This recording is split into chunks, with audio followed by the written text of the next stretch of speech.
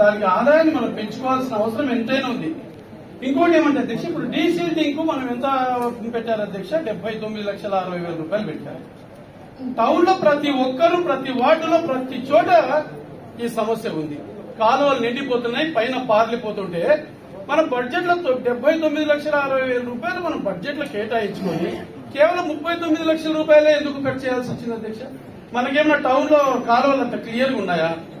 అంటే బడ్జెట్ లో 20 లక్షల రూపాయలు బడ్జెట్ పెట్టుకుని కూడా కేవలం 40 లక్షలు మాత్రమే మనం దానికి ఖర్చు పెట్టి అంచనా కదా. అంటే అలాగా ఇంకా ఉన్నాయి అధ్యక్ష. ఆడ షిల్ట్ తీయాల్సినవి మొత్తం టౌన్ లో తండ్రికి పెంచుకోవచ్చు. అంటే ఎందుకు మనం ఖర్చు పెట్టకుండా మన బడ్జెట్ లో పెట్టుకోవడం ఎందుకు ఖర్చు? అలాగే అవసరం పెట్టుకొని కూడా మనకు బడ్జెట్ అన్నా లేకుండా ఉండాలా? బౌలి బడ్జెట్ లేదు, మనకి ఇబ్బంది ఉంది అంటే మనం దానికి ఖర్చు పెట్టకూడదు. షిల్డ్కి ఎందుకు ఖర్చు పెట్టకుండా మనం? అయిపోయింది కదా అధ్యక్ష.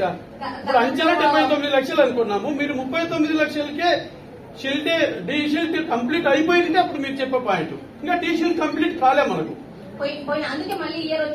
ఇయర్ కంప్లీట్ ఎందుకు చేయకున్నారు అంటున్నా. షిల్ట్ కంప్లీట్ చేయండి. ఇప్పుడు మా నా వార్డు ఇప్పుడు 3 సార్లు పెట్టారు. 3 సార్లు పెట్టి కూడా 50% కంప్లీట్ కాలే షిల్ట్.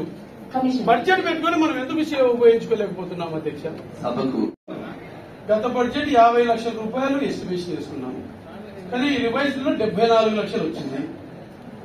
మనకు నెక్స్ట్ 20 లక్షలు పెట్టారు. అంటే వేకెంట్ ట్యాక్స్ అంటూ మనకు పెరుగుతుంది. అదే పరిస్థితిలో ఎందుకు అధ్యక్ష రూమ్ రెంట్స్ మనం 4 కోట్ల రూపాయలు ఎస్టిమేషన్ పెట్టుకుంటే ఎందుకు 1,80,00,000 వస్తుంది? రివైజ్ లో మళ్ళీ ఇప్పుడు రాబోయే బడ్జెట్ లో కూడా 1,50,00,000 రూపాయలే మనం రూమ్ రెంట్స్ ఎస్టిమేషన్ చేస్తున్నాం. అంటే మనం ఎందుకు 4 కోట్ల రూపాయలు వస్తారనుకుంటున్న రూమ్ రెంట్స్ ఎందుకు తక్కువ వస్తుంది? నేను ప్రతిసారి కూడా చాలా సార్లు చెప్పాను, మనకు మంచి హార్ట్ ఆఫ్ ది టౌన్ లో మున్సిపాలిటీ రూమ్స్ పెట్టుకుని కూడా మనకు రెంట్స్ మనం వసూలు చేసుకోలేని పరిస్థితులు ఉన్నాం అధ్యక్ష. అంటే ఇది ఆల్రెడీ బడ్జెట్ గురించి నేను ఏంటంటే జస్ట్ ఒక సూచన చేద్దామనే ఉద్దేశంతో చెప్తున్నాను అధ్యక్ష. ఈ బడ్జెట్ అనేది అంచనాలు మాత్రమే, దాంట్లో ఎక్కువ రావచ్చు, తక్కువ రావచ్చు.